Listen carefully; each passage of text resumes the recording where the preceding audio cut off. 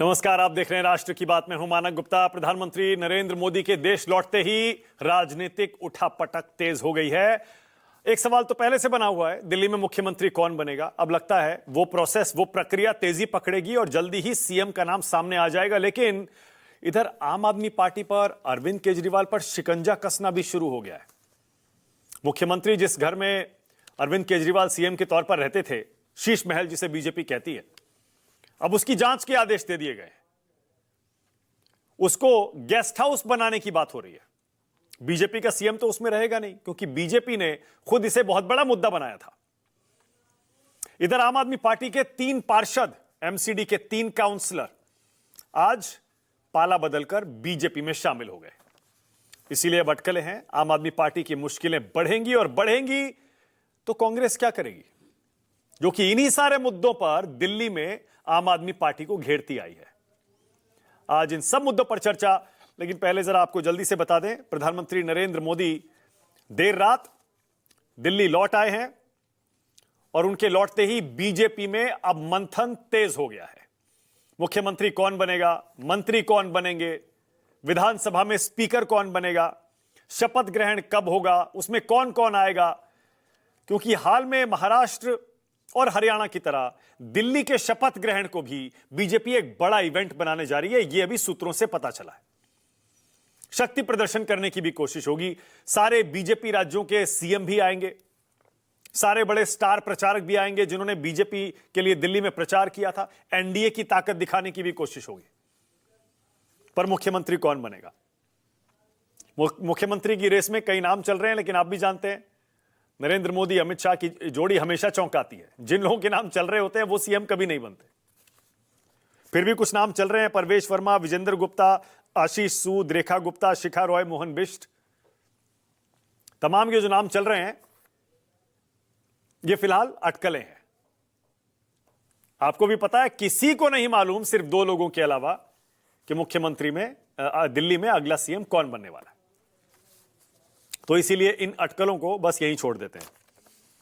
दिल्ली विधानसभा चुनाव का नतीजा आपको जरा याद दिला दूं, क्योंकि अब ये आंकड़े धीरे धीरे पुराने हो जाएंगे। 48 सीटें बीजेपी जीती, 45.56 45% वोट के साथ। आम आदमी पार्टी 22 जीती, 43.57 43% वोट के साथ। कांग्रेस को सीट नहीं मिली, पर वोट मिला 6.34। इधर आम आदमी पार्टी के 3 पार्षद आज बीजेपी में शामिल हो गए। इत्तेफाक देखिए, पीएम दिल्ली लौटे और आज ही एंड्रूजगंज से पार्षद अनीता बसोया, आरके पुरम से पार्षद धर्मवीर सिंह और हरिनगर से पार्षद निखिल चपराना ने आम आदमी पार्टी छोड़ दी और बीजेपी में शामिल हो गए। अब आपको पता ही होगा कि हर साल मेयर का चुनाव होता है। अप्रैल में मेयर का चुनाव होना है। अब फिलहाल जो एमसीडी की जो स्थिति है, कितने पार्षद किसके पास, जरा वो भी देख लीजिए। पहले आम आदमी पार्टी थोड़ा आगे थी, इसलिए पिछली बार अपना मेयर बनवा सकी। इस बार 115 बीजेपी के पार्षद हैं और 115 ही आम आदमी पार्टी के पार्षद हैं। बराबर हो गया मुकाबला। और जब मेयर का चुनाव होता है, आपको पता है, लोकसभा के सांसद दिल्ली के वो भी वोट डालते हैं, फिर जो मनोनीत होते हैं वो भी वोट डालते हैं, और फिर राज्यसभा सांसद भी वोट डालते हैं। तो लोकसभा के 7 सांसद बीजेपी के हैं। मनोनीत जो विधायक हैं वो भी आपको पता है, पार्षद वो भी आपको पता है। एलजी द्वारा नामित होते हैं, वो किधर वोट डालेंगे वो भी क्लियर है। ऐसे में अब लगता है अगला मेयर का चुनाव बीजेपी के पक्ष में झुक रहा है और इसी के साथ दिल्ली में बन जाएगी ट्रिपल इंजन सरकार। केंद्र में बीजेपी, दिल्ली सरकार में बीजेपी और म्युनिसिपल कॉरपोरेशन में भी बीजेपी। डबल भी नहीं, ट्रिपल इंजन की सरकार। अब इसीलिए उस पर सवाल भी खड़े हो रहे हैं। बीजेपी लगातार मांग रही थी डबल इंजन सरकार दीजिए। अब आम आदमी पार्टी की तरफ से कहा यह जा रहा है कि डबल नहीं, अब ट्रिपल भी चलाने को मिलेगा, तब कम से कम बहाने नहीं बनाएगी बीजेपी। अब इधर शीश महल की जांच शुरू हो गई। आधिकारिक तौर पर सीवीसी ने अब मुख्यमंत्री के घर 6 फ्लैगस्टाफ रोड की रेनोवेशन की जांच के आदेश दे दिए हैं। सीवीसी ने सीपीडब्ल्यूडी से कहा है कि इस पे एक डिटेल्ड इन्वेस्टिगेशन कराइए कि क्या वाकई इसमें भ्रष्टाचार हुआ, नियमों को तोड़ा गया, कानून को तोड़ा गया। क्या खर्च को बढ़ा चढ़ाकर पेश किया गया, किसको ठेका दिया गया, क्यों दिया गया, क्या सारे खर्चों की अनुमति ली गई थी, उसमें कुछ गैर कानूनी तो नहीं था। बीजेपी के विधायक विजेंद्र गुप्ता ने पिछले साल 14 अक्टूबर को इसकी शिकायत की थी और 13 फरवरी को, आज अभी 2 दिन पहले, इसके सीवीसी ने जांच के आदेश दे दिए हैं। लेकिन अब इस पर भी राजनीति तेज हो गई है। बीजेपी, कांग्रेस, आम आदमी पार्टी क्या बोल रहे हैं, आप भी सुनिए। मीडिया को अंदर क्यों नहीं जाने दिया भाजपा ने? क्योंकि मीडिया देख लेती कि इनका बनाया हुआ झूठ प्रचार, ना तो वहाँ कोई सोने की टॉयलेट, ना वहाँ पे कोई मिनी बार, ना वहाँ पे कोई स्विमिंग पूल, ये सब मीडिया को दिख जाता, इसलिए रोक दिया। अगर एक फेयर इंक्वायरी करनी है तो इनको राजमहल की करनी चाहिए।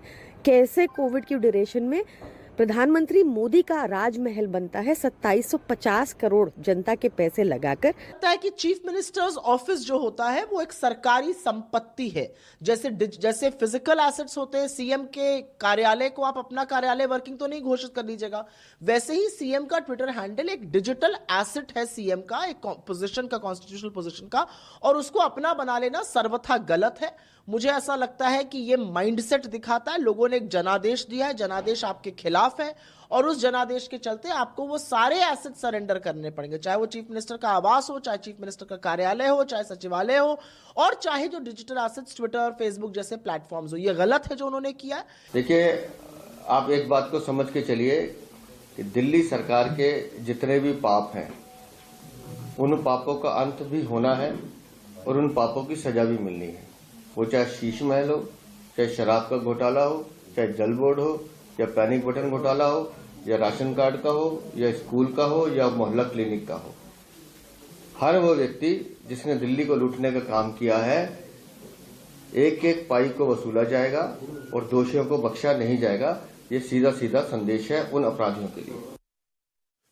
बीजेपी साफ कह रही है किसी को नहीं छोड़ेंगे, भ्रष्टाचार हुआ है तो जेल तो जाना पड़ेगा, सजा मिलेगी। साथ ही बीजेपी का साफ साफ कहना यह है कि बीजेपी का मुख्यमंत्री शीश महल में नहीं रहेगा, बल्कि शीश महल को हो सकता है दिल्ली के अफसरों के लिए गेस्ट हाउस में तब्दील कर दिया जाए। राष्ट्र की बात में अब आज का सवाल आ रहा है आपकी स्क्रीन पर। आज का मेरा पहला सवाल बहुत ही सीधा, भारत लौटे पीएम, कौन बनेगा दिल्ली का सीएम?